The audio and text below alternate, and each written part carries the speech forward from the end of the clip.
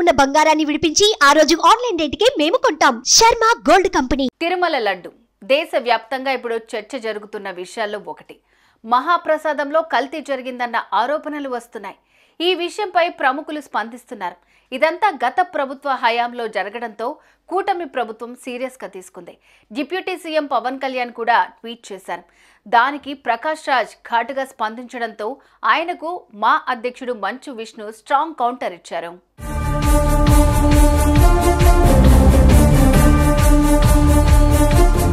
అలాగే తిరుమల ప్రతిష్టను దెబ్బతీసే విధంగా భక్తుల మనోభావాలు దెబ్బతీసేలాగా ముఖ్యంగా లడ్డూ తయారీ విషయంలో జంతువుల కొవ్వు, ఫిష్ ఆయిల్తో నాసిరకం నెయ్యిని వాడారంటూ ప్రస్తుతం ఏపీ సీఎం చంద్రబాబు నాయుడు వ్యాఖ్యలు చేశారు.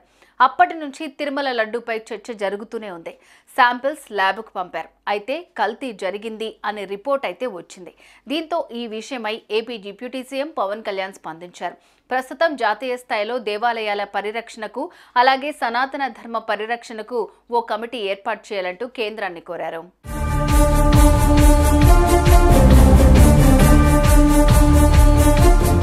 ఈ ట్వీట్ కు రిప్లై ఇచ్చారు ప్రకాష్ రాజ్. తిరుమల వివాదం జరిగింది ఆంధ్రప్రదేశ్ రాష్ట్రంలో. మీరు ఆ రాష్ట్రానికి డిప్యూటీ సీఎంగా ఉన్నారు.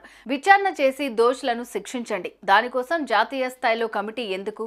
జాతీయ స్థాయిలో చర్చలు ఎందుకు చేస్తున్నారు అని ప్రశ్నించారు. అందుకు పవన్ కళ్యాణ్ ఎలాంటి రెస్పాన్స్ కూడా ఇవ్వలేదు.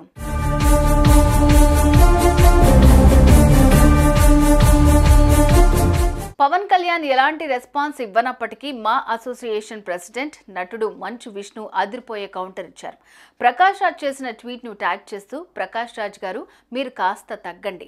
తిరుమల ప్రసాదం లడ్డు అంటే కేవలం లడ్డు ప్రసాదం మాత్రమే కాదని మాలాంటి కోట్ల మంది భక్తుల విశ్వాసం, హిందువుల విశ్వాసానికి ప్రతీక అంటూ తెలుపుతూనే అందుకు సమగ్ర విచారణ చేయిస్తారని, ధర్మరక్షణకు చర్యలు తీసుకుంటారని, మీరు మీ హద్దుల్లోనే ఉంటే మంచిది అంటూ కాస్త ఘాటుగానే స్పందిస్తూ, మీలాంటి వారు ఇలాంటి వాటిలో స్పందిస్తే మతానికి ఏ రంగు అంటుకుంటుందో అంటూ గట్టిగా రిప్లై ఇచ్చారు.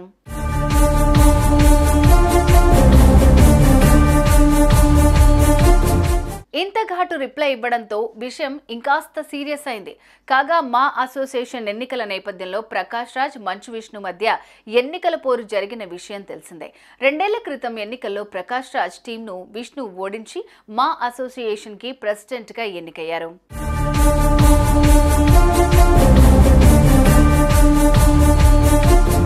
ఇప్పటికే ప్రకాష్ రాజ్ మాటల కారణంగా ఇండస్ట్రీ వాళ్ళు పక్కన పెడుతూనే ఉన్నారు. కానీ ఈ వ్యాఖ్యలు మాత్రం ఇప్పుడు ఆయన్ను తెలుగు ఇండస్ట్రీకి పూర్తిగా దూరం చేసేలాగా ఉంది. చూడాలి మరి ఇప్పుడు ప్రకాష్ రాజ్ కు ఇంకెంతమంది కౌంటర్ ఇస్తారో.